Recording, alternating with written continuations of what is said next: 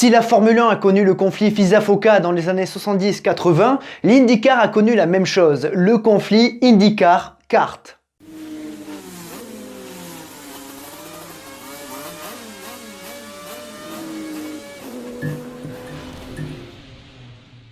Dans les années 90, aux États-Unis pour le sport automobile, c'est la guerre de l'IndyCar. Le patron de l'IMS, l'Indianapolis Motor Speedway, trouvait que la compétition était devenue trop internationale. Il voulait réaméricaniser tout ça. Et il n'a pas fait les choses à moitié, il a tout simplement créé un championnat parallèle. L'IndyCar. C'est une chose qu'Eccleston avait pensé durant le conflit FISA-FOCA pour la Formule 1, créer son propre championnat, mais ça n'est jamais allé au bout. Découvrons ensemble le conflit IndyCar-kart, la guerre de l'IndyCar.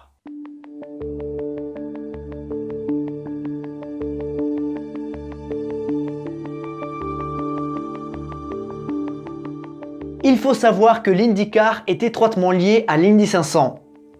Après, avec un nom pareil, on s'en serait un petit peu douté. C'est en 1911 qu'a lieu le premier Indy 500 de l'histoire et c'est Ray Around qui s'est imposé. Un championnat est créé autour de la réglementation de l'Indy 500 par l'AAA. Pas les haltères alcooliques anonymes, mais l'Association américaine de l'automobile. Ou en anglais, American Automobile Association.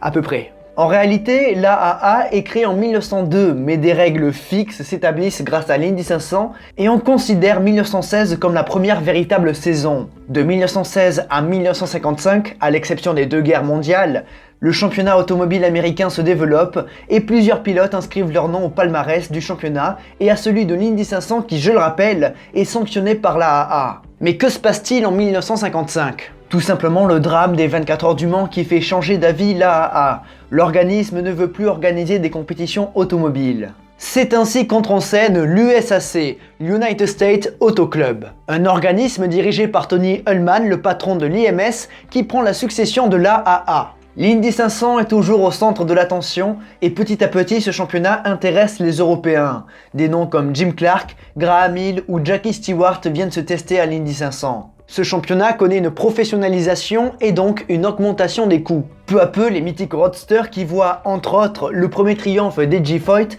laissent place aux nouvelles autos à moteur arrière bien plus semblables aux Formule 1. Mais cette augmentation des coûts fait que beaucoup d'équipes disparaissent et seules les plus grandes survivent et ont donc la main sur le championnat. Je cite McLaren, Gurney ou évidemment Penske. Le souci c'est qu'avec ces désertions, le championnat perd de l'intérêt. Hormis l'Indy 500, mais sinon toutes les autres courses perdent de l'intérêt. Et ça pose problème.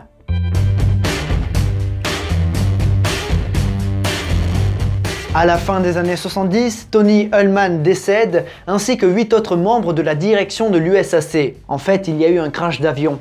Alors je sais pas si Tony Hulman il y était dedans, mais en tout cas, les 8 autres membres, ils y étaient quoi. C'est triste. C'est ainsi que les plus grosses équipes de l'USAC décident de créer un nouvel organisme, le Championship Auto Racing Team, le CART. C'est donc en 79 que le CART voit le jour, mais il y a un souci, l'USAC n'est pas mort. Ils ont encore l'organisation de l'Indy 500 et également un soutien de poids avec Edgy Foyt, la référence. Mais bien que ce soit l'USAC qui organise l'Indy 500, les équipes et les voitures du kart peuvent y rouler. Peu à peu, l'USAC disparaît et le kart, qui compte les meilleures équipes et les meilleurs pilotes, le remplace petit à petit. Mais l'USAC conserve l'organisation des 500 miles d'Indianapolis, qui compte dorénavant dans le championnat du kart. C'est le bordel. En gros, le vainqueur des 500 miles marque des points pour le championnat kart et est titré champion USAC, puisque c'est l'unique course qu'ils organisent. C'est pas facile, hein.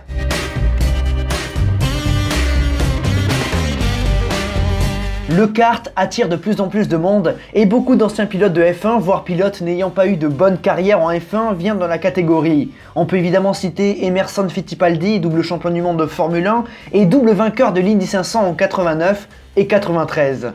D'ailleurs en 89 il gagne aussi le championnat. Il y a aussi Nigel Mansell qui, après son titre de 92, est venu remporter le titre américain en 93. Bref, le kart est un magnifique championnat, la F1 bis, qui visite d'ailleurs d'autres pays comme l'Australie avec Surfer Paradise, le Japon avec Motegi ou encore le Canada avec Vancouver et Toronto, même si globalement le calendrier se passe aux États-Unis. Bref, la fin des années 80 et le début des années 90, c'est l'âge d'or du kart. Mais ça ne plaît pas à tout le monde.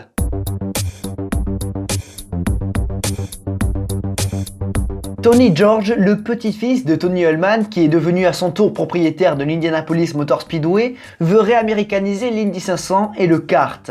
Il crée alors l'Indy Racing League en 96 qui remplace l'USAC, qui, je le rappelle, organise les 500 miles depuis 1956. Tony veut récupérer le nom IndyCar, mais le kart refuse. D'ailleurs, je précise une chose, bien que le championnat s'appelait kart, on l'appelait couramment IndyCar. D'ailleurs, le mot IndyCar faisait partie intégrante du nom complet du championnat kart depuis 92.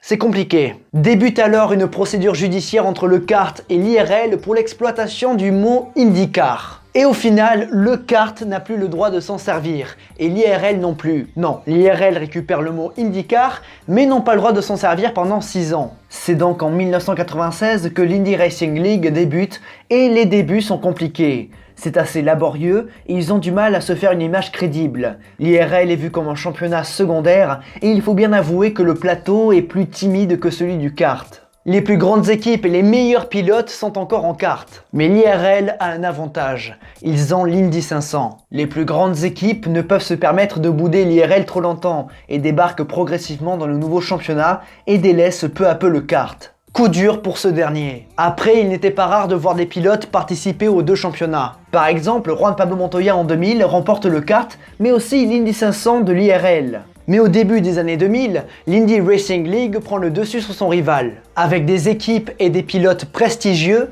la renommée de ce championnat ne cesse de grandir, notamment avec un calendrier bien fourni. Et en 2003, l'Indy Racing League devient l'IndyCar.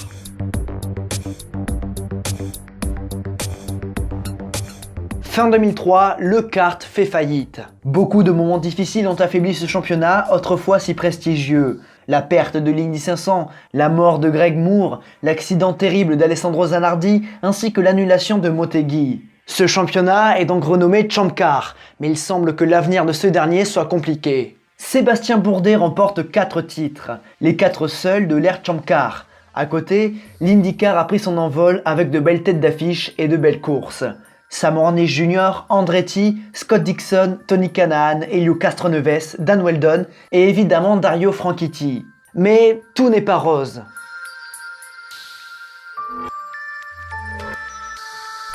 Cette guerre entre deux championnats de monoplace américains n'a pas aidé au développement de cette discipline. Progressivement, sa popularité a diminué au profit d'un autre championnat, la NASCAR. Le Champ Car se meurt en 2007 avec une nouvelle faillite des investisseurs et il est décidé, afin de renforcer l'image de la monoplace américaine, que le Champ Car soit absorbé par l'IndyCar. Triste fin pour ce championnat, autrefois si prestigieux. Mais au final, l'IndyCar est un digne descendant du kart. Et en hommage à la catégorie disparue, la première course de cette fusion se fait sous le nom de Champ Car. Pour la première fois depuis 1978, la monoplace américaine est réunie sous une seule et même bannière. L'IndyCar verra plusieurs aménagements dans ses réglementations, notamment en 2012 avec les nouvelles voitures, et se renforcera au fil des années, attirant chaque année de plus en plus de monde et rééquilibrant le rapport de force face à la NASCAR. Et récemment, Roger Penske a repris la main sur le championnat et sur l'Indianapolis Motor Speedway.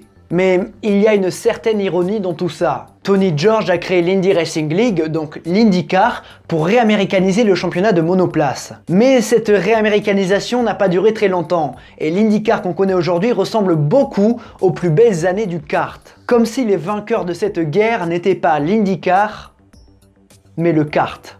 Mesdames et messieurs, nous arrivons au bout de cette vidéo. J'espère que j'aurai réussi à bien résumer cette période un petit peu tendue entre justement pour la monoplace américaine. Voilà, c'est un petit peu comme le conflit FISA-FOCA au final, dans le sens où c'est un petit peu beaucoup un concours de qui c'est qui a la plus grosse queue. Bon. Au final, ça revient un petit peu au même tout ce qu'il a fait, mais bon, ça fait j'espère, une vidéo sympathique à regarder, et ça fait partie de l'histoire du sport automobile américain. Voilà. Donc j'espère que ça vous a plu. Si c'est le cas, pensez à liker, à commenter, à partager, à vous abonner et à activer la petite cloche. 5 gestes importants qui font toujours très plaisir et je vous en remercie. Sur le côté gauche de l'écran, les logos des réseaux sociaux, Instagram, Facebook, Discord et Twitch. Tous les liens en description, tout comme le lien de la chaîne secondaire, la piste qui vous attend, mais surtout, n'oubliez jamais, le plus important, c'est de continuer d'aimer le sport auto, continuer d'aimer l'IndyCar. À la prochaine. Normalement, il y a 2 vlogs qui devraient arriver. Le vlog de Nogaro, oui, en deuxième, mais en premier, le vlog d'Arnos. Peut-être à la fin de la semaine. J'espère. Ça dépend de comment je vais bosser. Voilà. Je vous prépare des petits trucs sympathiques. Voilà, qui arrivent, les pas champions mais victorieux. Enfin, ça fait un petit moment qu'on n'a pas fait de pas champions victorieux. Parler de pilotes, on l'a fait il n'y a pas longtemps. Mazepin et Moreno, mais le dernier pas champion victorieux, c'était qui déjà? Je me rappelle plus. Je me rappelle plus, mais bref, ça va revenir. Donc voilà, avec des pires équipes, tout ça. Donc un programme assez classique au final, mais que vous aimez bien. Donc ça, tant mieux. Voilà. Et du coup, moi, je vous dis à la prochaine et des bisous.